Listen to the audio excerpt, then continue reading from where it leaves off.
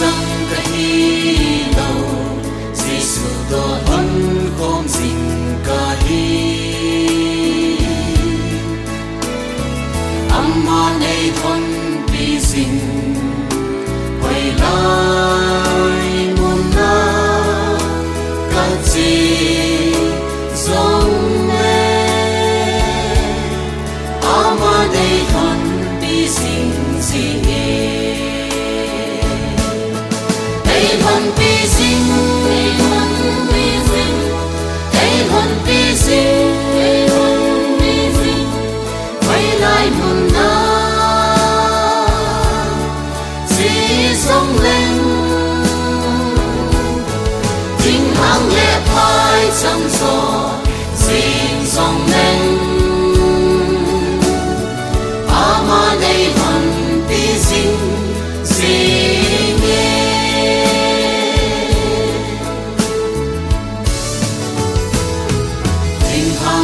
ai chẳng mà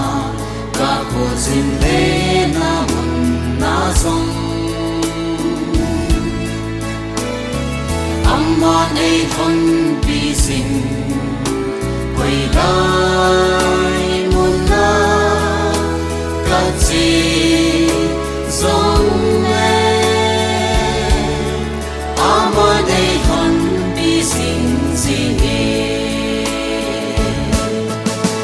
hồn pi sinh hồn pi sinh quay lại muôn na chỉ sống lên chính hàng lệ phai trong gió xin sống lên ama đây hồn pi sinh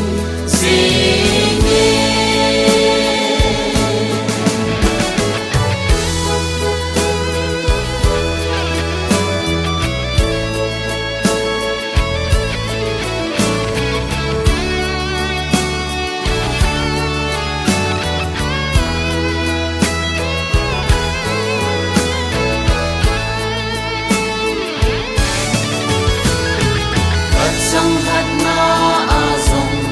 Giêsu to ân khom sinh cả hi văn bi căn lai cùng đề ama đây văn bi sinh dinh ama đây chẳng ha ngày buổi hồn pi sinh hồn pi sinh quay lại muôn na chỉ sống lên chính hàng lệ phai trong gió xin sống lên ama đây hồn pi sinh